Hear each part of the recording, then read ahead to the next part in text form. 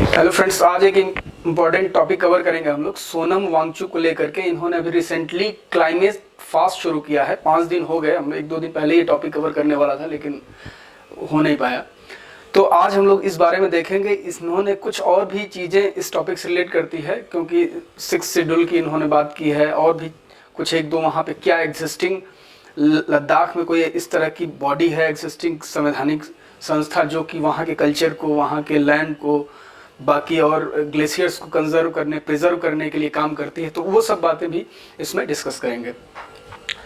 तो ये सोनम वांगचुक कौन है, पहले तो ये जान लीजिए, उसके बाद बाकी चीज़ें देखते हैं।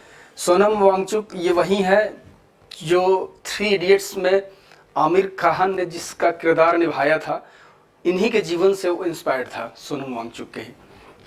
तो ये वही आदमी है, एक इंजीनियर है, इनोवेटर है। इन्होंने 26 जनवरी से क्लाइमेट फास्ट शुरू किया है 5 दिन के लिए। इन्होंने एक वीडियो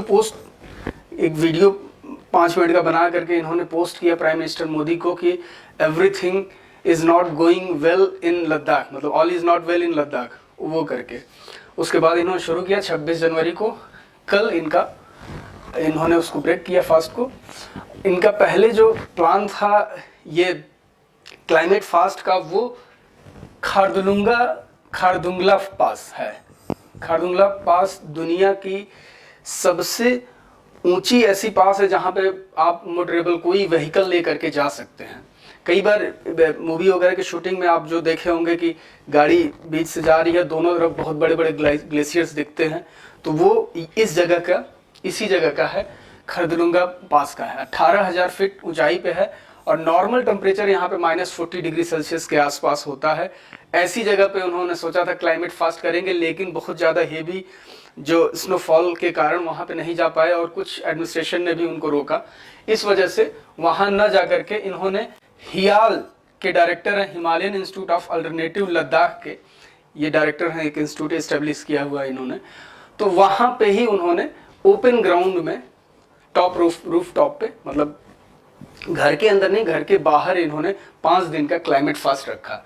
तो बड़ा चारों तरफ से दुनिया में ग्लोबली भी इनके पक्ष में बहुत सारी चीज़ें आने लगी, बातें होने लगी।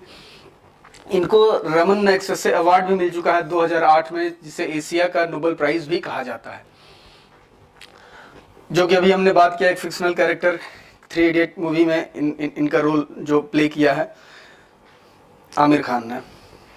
जो रैंचो कैरेक्टर था ना, वो इन्हीं के कैरेक्टर से इंस्पायर्ड था। उसके बाद इनका अचीवमेंट में बहुत सारे अचीवमेंट है, हम लोग कुछ बस 1-2 बात कर लेते हैं। Student educational and cultural movement of Ladakh नाम से इन्होंने अल्टरनेटिव वे ऑफ स्कूलिंग, बच्चों को कैसे पढ़ाया जाए या थोड़ा क्रिएटिव इनोवेटिव काम इन्होंने किया है, वहाँ के लोकल लैंग्वेज में कैसे एजुकेट किया जाए और एनवायरनमेंट को हार्म न करते हुए किस तरह से मतलब सिस्टम तैयार किया जाए। जैसे कि उन्होंने ये स्कूल खोला है, वहाँ पे सब कुछ सोलर एनर्जी से चलता है, कोई फॉसिल फ्यूल यूज ही नहीं होता, 0 कार्बन एमिशन है, कुकिंग के लिए, लाइटिंग के लिए, हीटिंग के लिए, सब चीज़ के लिए। इसके अलावा वहाँ पे उन्होंने कुछ जैसे पानी की बहुत दिक्कत है वहाँ पे, तो पानी को कैसे यूज़ किया जाए उसके लिए इन्होंने आर्टिफिशियल ग्लेशियर्स बनाया। मतलब कुछ ऐसा मशीन यूज़ करके नहीं, बस बेसिक साइंस यूज करके, कुछ टेक्निक थोड़ा बहुत यूज करके इन्होंने आर्टिफिशियल ऐसे ग्लेशियर बनाया जो कि पानी जिससे निकाल करके वो लोग यूज कर सकते हैं, लोकली यूज किया जा सकता है जहाँ पे स्कैर्सिटी है आसपास के रीजन में जहाँ पे पानी की। तो इस तरह से इनको जाना जाता है, एक एनवायरमेंटलिस्ट की तरह भी ये जाने जाते हैं। लोग हर जगह जहाँ भी मतलब थोड़ा क्रिएटिव वे ऑफ एजुकेशन की बात होती है या एनवायरमेंट प्रोटेक्शन की बात होती है तो इनको लोग याद करते हैं। तो इन्होंने वाई क्लाइमेट फास्ट, क्यों क्लाइमेट फास्ट पे है ये, तो क्लाइमेट फास्ट पे होने का इनका सबसे प्रमुख कारण ये है कि इनकी ये डिमांड है कि लद्दाख को शेड्यूल 6 में रखा जाए। अब ये क्या है शेड्यूल 6 क्या है और ऐसा ये क्यों कर रहे हैं, तो ऐसा करने के पीछे का कारण उनका ये है कि वहाँ पे जब 2019 में 370 आर्टिकल 370 को हटाने के बाद क्या हुआ, अब उसको लद्दाख को और कश्मीर को अलग कर दिया गया, दोनों यूनियन टेरिटरी हो गए। उसके बाद अब ये इंडिपेंडेंट एक यूनियन टेरिटरी है। तो इसके पहले जो 2019 के पहले भी जो लद्दाख को उतना ध्यान नहीं दिया जाता था, क्योंकि ज़्यादातर जो एमएलएज लेजिस्लेटिव असेंबली के आते थे वो मेन कश्मीर रीजन के थे, क्योंकि वहाँ के पॉपुलेशन ज़्यादा है, यहाँ का पॉपुलेशन कम है। तो वैसे भी 70 सालों से वहाँ पे उतना ध्यान नहीं दिया गया। अब थोड़ा बहुत गवर्नमेंट का उधर ध्यान जा रहा, लोगों का ध्यान अट्रैक्ट हो रहा है। पहले सिर्फ कश्मीर की ही बात होती थी, लेह लद्दाख बिल्कुल छूट जाता था। तो इसलिए इन्होंने ये शुरू किया कि अब जो है उसको प्रिजर्व करने के लिए एक मुहिम शुरू किया। हालांकि ये डिमांड बहुत पहले से है, बहुत पहले से लोग मान रहे हैं, बहुत पहले से अलग करने की मांग करते थे तो कोई नहीं सुनता था। शेड्यूल 6 की भी मांग ये पहले अभी बीजेपी के एमपी ने ही वहां पे मांग उठाई थी संसद में लास्ट टू लास्ट ईयर। तो इनकी मांग ये है कि देखिए भाई, वो ऐसा सेंसिटिव एरिया है कि वहां पे कोई भी इस तरह का इंडस्ट्रियल और कॉमर्शियल एक्सपेंशन बिना मतलब क्लाइमेट को, एनवायरनमेंट को ताक पे रख के न किया जाए। इसके लिए ऐसे नहीं हो पाएगा। ये तभी हो पाएगा जब उसको संवैधानिक अधिकार प्राप्त होगा, और संवैधानिक अधिकार अगर किसी रीजन को प्राप्त करना है तो सबसे बेस्ट यही है कि शेड्यूल 6 में उसको डाल दिया जाए। शेड्यूल 6 कॉन्स्टिट्यूएंट असेंबली ने बहुत चर्चा के बाद शेड्यूल 6 डाला था। जो भी शेड्यूल ट्राइब एरिया हैं, उनका कल्चर, उनका जो भी वो प्रैक्टिसेस हैं बेसिक, उनका लैंड, हर एक चीज सुरक्षित रहे, उसके लिए कॉन्स्टिट्यूशन में शेड्यूल 6 डाला गया। तो इसके लिए ये डिमांड कर रहे हैं कि अगर वो होगा तो हमें इतना अथॉरिटी मिल जाएगा, हमको सेल्फ गवर्न करने के लिए बहुत सारी चीजें मिल जाएंगी, तब हम लोग सेफ रहेंगे, वो कल्चर वहां का सेफ रहेगा, वहां का एनवायरनमेंट सेफ रहेगा। लद्दाख में जो ग्लेशियर्स हैं, ग्लेशियर्स के लिए लद्दाख जाना जाता है, चारों तरफ जो बर्फ, बड़े बड़े -40 -50 डिग्री सेल्सियस टेम्परेचर होता है। तो वहां पे जो ग्लेशियर्स हैं, अब बहुत सारे एनवायरमेंटलिस्ट का मानना है कि आने वाले कुछ वर्षों में, कुछ दशकों में 2/3 समाप्त हो जाएंगे, क्योंकि जिस तरह का अभी प्रेजेंट एनवायरनमेंट चल रहा है हर जगह क्लाइमेट चेंज की वजह से, उसका बहुत इम्पैक्ट पड़ेगा। और उसी में अगर कोई भी इकोनॉमिकल एक्टिविटी होना शुरू हो गई उधर, तो फिर और ज़्यादा प्रॉब्लम आएगी। इसलिए इन्होंने 5 डे क्लाइमेट फास्ट शुरू किया इस बात के लिए कि 6 शेड्यूल में हमें इंक्लूड किया जाए। उसका आधार भी इनके पास प्रॉपर, इसके पास ग्राउंड भी है, क्योंकि संविधान में ये मेंशन है कि किसी क्षेत्र में अगर 50% से ज़्यादा, 50% से ज़्यादा अगर शेड्यूल ट्राइब एग्जिस्ट करते हैं, रहते हैं, तो उसको शेड्यूल 6 में जगह देने के बारे में सोचा जा सकता है। उसका बेसिक रिक्वायरमेंट वो फुलफिल होता है। तो यही है, यहाँ पे तो 95% ट्राइबल एरिया है, मतलब 95% लोग ट्राइब से ही बिलोंग करते हैं, जबकि बेसिक क्राइटेरिया 50% का है। तो इसलिए भी इन्होंने ये मांग रखी है कि भाई जब हम मतलब 95% लोग जहाँ पे शेड्यूल ट्राइब से हैं, वहाँ को शेड्यूल 6 में जगह दी जाए, शेड्यूल 6 के अंदर लाया जाए। शेड्यूल 6 के बारे में देख लेते हैं, क्या है शेड्यूल 6। शेड्यूल 6 संवैधानिक संरक्षण देने का किसी भी कम्युनिटी का सबसे जो मतलब स्ट्रॉन्ग वे है, वो शेड्यूल 6 है। कि किसी क्षेत्र को अगर हम शेड्यूल 6 में डाल देते हैं तो फिर कोई सरकारी संस्थाएं कुछ ज़्यादा वहाँ पे एनक्रोच नहीं कर पाएंगी, कुछ ज़्यादा उनके प्रशासन में इंटरफेयर नहीं कर पाएंगी। इसीलिए इसको बनाया गया था। जो नॉर्थ ईस्ट का रीजन है, असम का, अरुणाचल प्रदेश, मिजोरम और भी नॉर्थ ईस्ट में जो भी क्षेत्र है, उसमें शेड्यूल ट्राइब कम्युनिटी बहुत ज़्यादा थी। तो इस कॉन्स्टिट्यूएंट असेंबली में डिस्कस हुआ कि भाई उनको कैसे प्रिजर्व किया जाए। तो प्रिजर्व करने की बात आई तो हुआ कि भाई ऐसे तो हम मतलब बाकी जैसे प्रशासन चल रहा है हर जगह, वैसे ही वहाँ पे देंगे तब तो नहीं हो पाएगा प्रिजर्व। तो इसलिए उनको स्पेशल राइट दिया गया।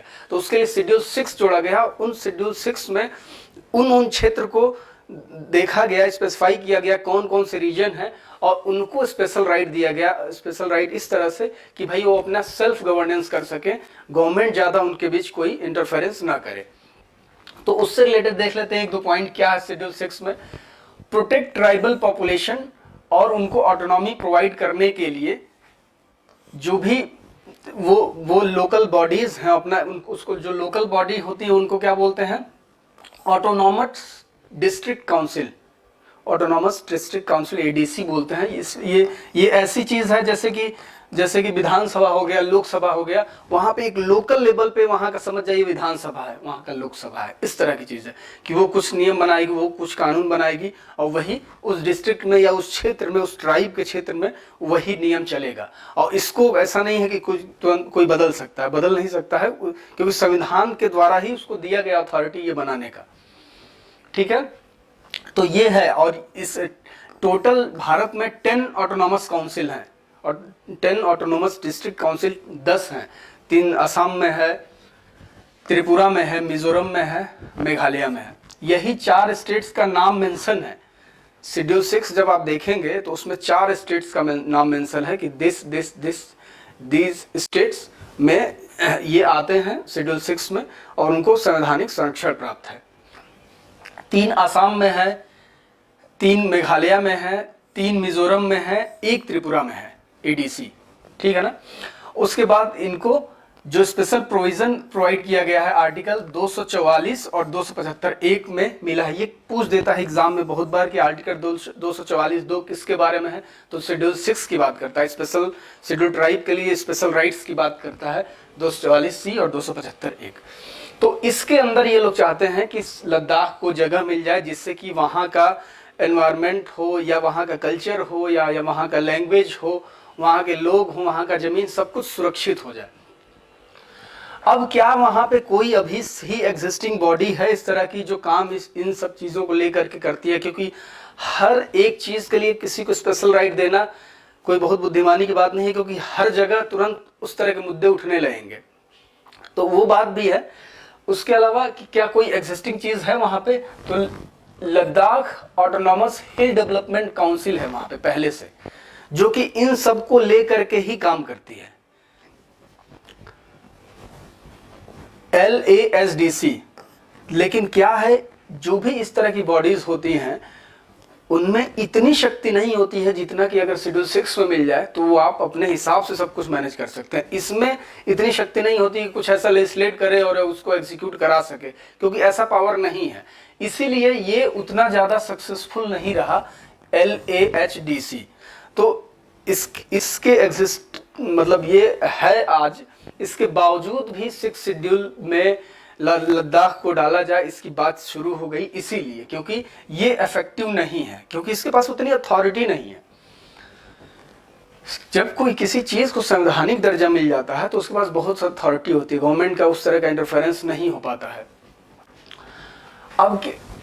अब रिसेंटली अभी ये इन्होंने अभी शुरू किया है 5 दिन पहले 26 जनवरी को, उसके 20-25 दिन पहले ही केंद्र सरकार ने, होम मिनिस्ट्री ने, मिनिस्ट्री ऑफ होम अफेयर ने एक हाई पावर कमेटी इसके लिए गठित किया है। 17 सदस्यों की हाई पावर कमेटी इसी चीज के लिए, जैसे जो ये बात कर रहे हैं ना कि वहाँ पे कल्चर को, लैंड को, बाकी सारे एनवायरनमेंट को प्रोटेक्ट करने के लिए जो ये स्पेशल राइट्स की बात कर रहे हैं, उसी को प्रिजर्व करने के लिए इन्होंने एक HPC का गठन किया है, जिसमें खुद जो होम मिनिस्टर हैं, मतलब ministry of state, Nityanand Rai, ये उसके अध्यक्ष हैं और बाकी वहाँ के जो MP हैं, लोकल MPs हैं और वहाँ के जो भी बुद्धिस्ट कम्युनिटी के लोग हैं, कारगिल डेमोक्रेटिक अलायंस हो गया, और रिलीजियस पर्सन्स भी, और वहाँ के और लोकल जो काउंसिल्स के रिप्रेजेंटेटिव हैं, वो सभी लोग इसके मेंबर हैं कि ये जो हाई पावर कमेटी बनाया गया है। लेकिन इस कमेटी पे उतना जो लोग हैं वहाँ के लोकल, या जैसे अभी ये सोनम वांगचुक, इन लोगों को इस कमेटी पे उतना भरोसा नहीं है, क्योंकि संवैधानिक संस्था बिल्कुल अलग चीज़ होती है। कोई कमेटी बना दिया और कमेटी का एग्जीक्यूशन होगा नहीं होगा, कमेटी को मैनिपुलेट किया जा सकता है। तो इसलिए जो ये अभी था, इस चीज़ को उतना चर्चा नहीं किया जा रहा है, जबकि इसी जो इन्होंने शुरू किया है क्लाइमेट फास्ट, वो इसके बाद शुरू किया है, क्योंकि उनको ये लगा कि ये जो चीज़ बन रही है ये सिर्फ नाम भर का हो जाएगा कि हमने ये काम कर दिया, लेकिन उसका ग्राउंड रियलिटी पे कोई असर नहीं पड़ेगा। तो इसलिए इसके बावजूद, इस कमेटी के बावजूद उन्होंने ये शुरू किया है, मतलब शेड्यूल 6 की मांग शुरू किया है कि शेड्यूल 6 में लद्दाख को रखा जाए। इसके अलावा कुछ इसका जो इनका कंसर्न है, इनमें सोनम साहब का तो उसमें क्या है, कुछ चीज़ें हैं ऐसी जो कि बहुत ही जेन्युइन है। मतलब वो भारत की जो सरकारी रिपोर्ट है वो भी यही कहती है जो सोनम वांगचुक कह रहे हैं। केंद्र सरकार के जो सरकारी वाटर कमीशन बॉडीज हैं या और एनवायरमेंट को लेकर के जो बॉडीज हैं वो भी वही कह रहे हैं जो ये कह रहे हैं। तो डाउन टू अर्थ में एक रिपोर्ट पब्लिश था क्या कि 50 ऐसे ग्लेशियर्स हैं जिनका देखा गया है कि पिछले कुछ सालों में, पिछले 5-10 सालों में, कि उनका 30% तक पानी वहाँ पे बढ़ गया है।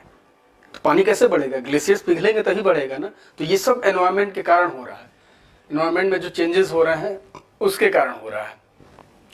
और जो मेल्टिंग ग्लेशियर्स हैं इसका सीधा इम्पैक्ट आपने देखा जो केदारनाथ में जो हुआ, वो मेल्टिंग ग्लेशियर का ही वो डिजास्टर है। मेल्टिंग ग्लेशियर जब मेल्ट होते हैं तो इसी तरह का डिजास्टर आता है, क्योंकि वो छोटा नहीं है, बहुत बड़े बड़े ग्लेशियर्स हैं। तो और अभी जोशीमठ में जो हो रहा है जो लैंडस्लाइड, वो भी इसी का एग्जाम्पल है। जो एक्सेसिव जो हम एनवायरनमेंट को यूज कर रहे हैं अपने फाइनेंशियल चीज़ों के लिए, उसी के कारण ये सारी चीज़ें हो रही हैं। तो इसलिए उन्होंने ये अनशन शुरू किया है और ये डिमांड कर रहे हैं कि शेड्यूल 6 में इसको लाया जाए। मेरे ख्याल से ये बहुत ही इंपॉर्टेंट टॉपिक है। ये अभी आप देखते हैं अभी इसमें क्या इंपॉर्टेंट डेवलपमेंट होता है, क्योंकि 15 दिन बाद दोबारा वो 10 दिन का क्लाइमेट फास्ट करेंगे और फिर देखेंगे हम लोग इसमें और कुछ इंपॉर्टेंट डेवलपमेंट होता है तो इस टॉपिक को कवर करेंगे। Okay, thank you.